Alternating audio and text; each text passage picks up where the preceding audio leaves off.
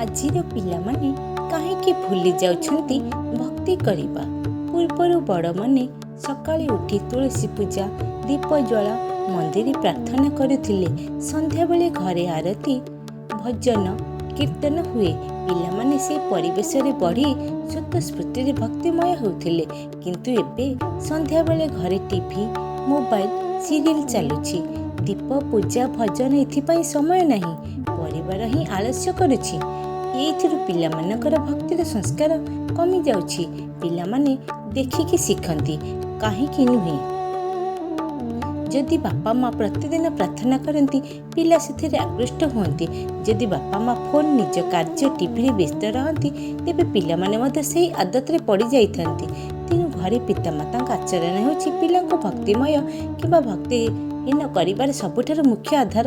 ପିଲାମାନେ ଯଦି ଭଜନ, କୀର୍ତ୍ତନ, ମନ୍ଦିର, ପୁରାଣ କଥା ଶୁଣୁଥିବେ, ସାଙ୍ଗମାନଙ୍କ ସହିତ ରହନ୍ତି, ତେବେ ସେମାନେ ଭକ୍ତିରେ ଆଗ୍ରହୀ ହୁଅନ୍ତି। କିନ୍ତୁ ଯଦି ସାଙ୍ଗମାନେ ମୋବାଇଲ, ଗେମ୍, ସିନେମା, ଫ୍ୟାସନ୍ ମାତ୍ର କଥା କହନ୍ତି, ପିଲାମାନେ ସେହିପରି ଦିଗକୁ ଆକର୍ଷିତ ହୁଅନ୍ତି। ପୂର୍ବରୁ ଘର ଲୋକ ଠାକୁର ଠାକୁରାଣୀଙ୍କ କଥା ପିଲାମାନଙ୍କୁ ପୁରାଣ, ଶ୍ଲୋକ, ଗୀତ ମାଧ୍ୟମରେ କହୁଥିଲେ। ଏବେ ଯୁଗରେ ନ୍ୟୁକ୍ଲିୟର ପରିବାର ବେଶୀ, ତେଣୁ ସେହି ସଂସ୍କାର ଧୀରେ ଧୀରେ ହଜିଯାଉଛି। ପରିବାର ଓ ପରିବେଶ ଯଦି ଧର୍ମୀୟ, ଭକ୍ତିମୟ ଓ ସକାରାତ୍ମକ ହୁଏ, ପିଲାମାନେ ସ୍ୱତଃସ୍ଫୂର୍ତ୍ତିରେ ଭକ୍ତିରେ ଲାଗିବେ। କିନ୍ତୁ ଯଦି ଘରେ ମାତ୍ର ଆଧୁନିକ ଦୌଡ଼ ଧୂପ ଓ ପ୍ରାର୍ଥନାର ଅଭାବ ରହିବ, ତେବେ ପିଲାମାନେ ଭକ୍ତିକୁ ଅପସନାଲ ବୋଲି ଭାବିବେ। ପାଠପଢ଼ାରେ ଚାପ ମଧ୍ୟ ଆଜିର ପିଲାମାନଙ୍କୁ ଭକ୍ତିକୁ ଦୂରେଇ ଦେଉଛି। ପୂର୍ବରୁ ପାଠପଢ଼ାର ଉଦ୍ଦେଶ୍ୟ ଥିଲା ଜ୍ଞାନ ଅର୍ଜନ। ଏବେ ପ୍ରାଥମିକ ସ୍କୁଲରୁ କଲେଜ ପର୍ଯ୍ୟନ୍ତ ପିଲାମାନେ ଅଧିକ ମାର୍କସ ପାଇଁ ଦୌଡ଼ୁଛନ୍ତି। ପିଲାମାନଙ୍କ ମନରେ ଅନନ୍ୟ ହରାଇବା ଭାବନା ରହିଛି, ତେଣୁ ସେମାନେ ଆତ୍ମିକ ଶାନ୍ତିକୁ ଭୁଲୁଛନ୍ତି। ସକାଳୁ ସ୍କୁଲ, ସନ୍ଧ୍ୟାରେ କୋଚିଂ, ପୁଣି ଘରକୁ ଆସି ହୋମୱାର୍କ, ପ୍ରୋଜେକ୍ଟ। ପିଲାମାନଙ୍କୁ ମନ୍ଦିରକୁ ଯିବା, ଭଜନ ଗାଇବା, ପ୍ରାର୍ଥନା କରିବା ପାଇଁ ସମୟ ମିଳୁନାହିଁ।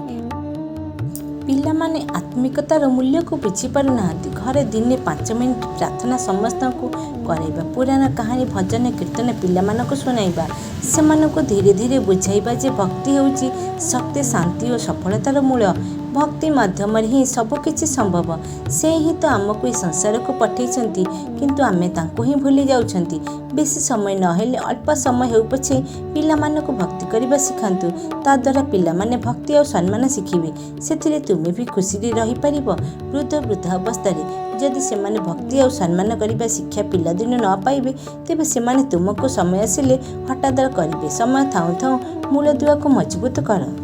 ଯଦି ଆପଣମାନଙ୍କୁ ଏହି କଥାଟି ଭଲ ଲାଗିଥାଏ, ତେବେ ଚ୍ୟାନେଲକୁ ସବସ୍କ୍ରାଇବ୍ କରନ୍ତୁ, ଲାଇକ୍, ସେୟାର ଓ କମେଣ୍ଟ ଦିଅନ୍ତୁ।